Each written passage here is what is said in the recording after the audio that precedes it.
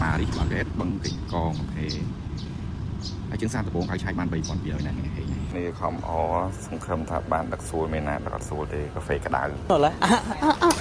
ការងារបន្ទាប់របស់យើងគឺបាញ់ស្រុងអូស័យថ្លៃជើង2,700រៀលអូខេចូលហេចឹងអូស័យស្មើនេះវាអត់ជាស្ទះឡើយ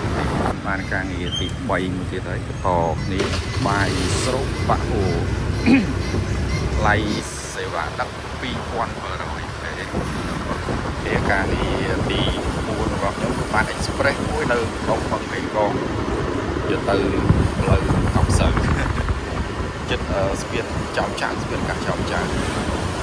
ដល់គ្នានេះខ្ញុំផ្លាច់ប្រាហើយ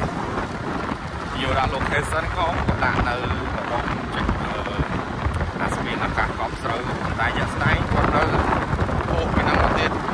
តាមផ្លូវបាយកូនគោមួយយ៉ាងនេះជីកមកនៅបរិយាកាសស្អាតគាត់ដាក់ទីតាំងនៅជិតស្ពានអាកាសតែប្រាហើយនេះនេះអើយដំណាក់កាលទៅវិញធំទឹកខ្យល់មានអីទឹកទៅវិញអើយបានមកឆ្ងាយមែនតែវាអត់សុបាយសោះទៅវិញសុបាយទៅវិញអត់សុបាយឆ្ងាយហើយមានអីទឹកទៀតយើងទៅផ្ទះហ្មងទៅតែយើងជិះមកដើរលេងមាននេះអ្នកទឹកផ្លាច់បាយហើយបាញ់ខ្ញុំបាន Express មួយនៅខ្លោងទ្វារវត្តនៀតដឹកទៅផ្លូវជាតិលេខ3ឥឡូវកំពុងតែឡើងផ្លូវកបាត់ក្រុងផ្លូវជាតិ3ហើយស្មានណាដល់nhiềuទេនៅដី3-10 គីឡូទៀតហើយនេះបាន Express ធំយកហ្មងជាតិសម័យដឹកតម្លៃតុនគេនេះតម្លៃរឹងយកទៅហ្មងអូខេ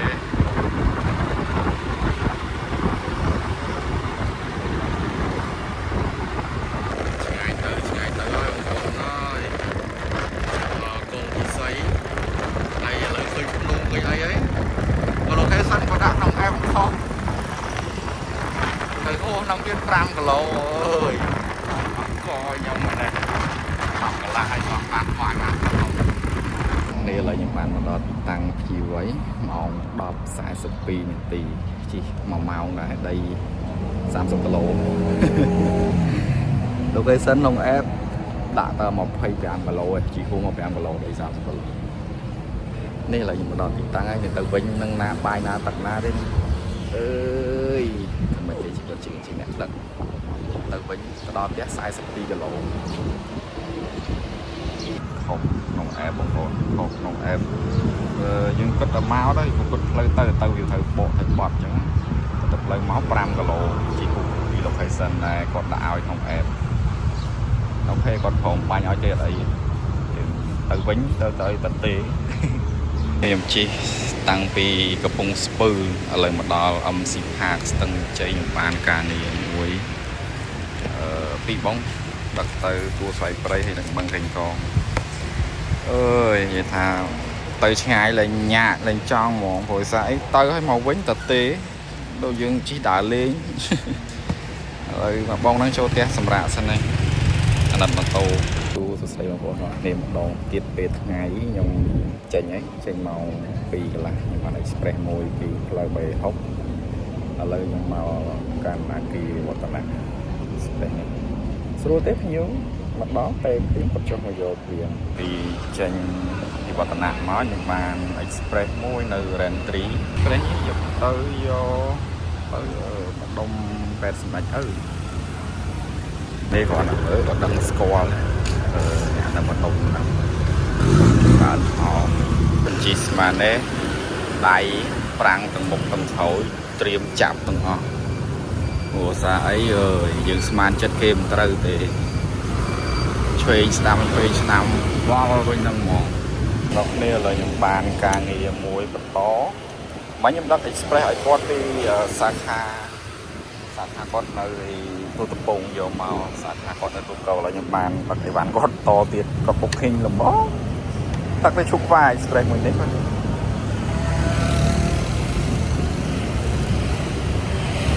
ណែពេលនេះខ្ញុំជិះកាត់ផ្ល លើម៉ូតូប្រូស្ទះខ្លាំងចិត្តអងតែនៅក្នុងនេះស្ទះម៉ោង6ជាងនៅស្ទះដែរយើងដល់ឡើងពោះកម្មកោទៅយើងឆ្លាស់សួរស៊ីជីហើយរឿងចោលជាក់ទេងាយទៀតជាអូណែ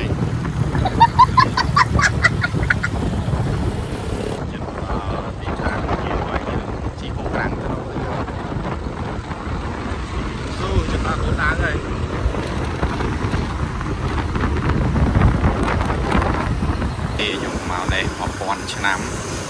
ជួបម្ដងបាន Express មួយយកពីជួបបានទៅវិញបងប្អូននិយាយទៅក្រណាស់តែខ្ញុំធ្វើបនដល់ហើយបាន Express មួយនេះយកទៅគូកងវិញណានេះបនច្រើនណាអរគុណច្រើនក្រុមហ៊ុនដែលបានដាក់ app ឲ្យខ្ញុំទៅផ្ទះវិញបានការងារមួយហើយការងារកុំបើមកខលនៅសវណ្ណាសាខាបាទបងប្អូនគ្នាឥឡូវហ្នឹងគឺម៉ោង5:13នាទីខ្ញុំបានបិទទទួលការងារហើយទទួលការងារហើយព្រោះថ្ងៃនេះម៉ូតូអត់ទៅថឹងអីទៅថឹងហើយសារតែរត់ផ្លូវឆ្ងាយដីថ្ងៃនេះរត់ចង់ចិត្ត200គីឡូបងប្អូនគ្នាអញ្ចឹងខ្ញុំបិទទទួលការងារនៅម៉ោង8អូខេសរុបការងារថ្ងៃនេះខ្ញុំបាន16ការងារអញ្ចឹងថ្ងៃស្អែកជាថ្ងៃស្អែកខ្ញុំសំកម្លាំងទៅទឹកដល់ខ្ញុំជ្រៅពេកអរគុណបងប្អូនអរគ្នាជំរាបលាបាយបាយ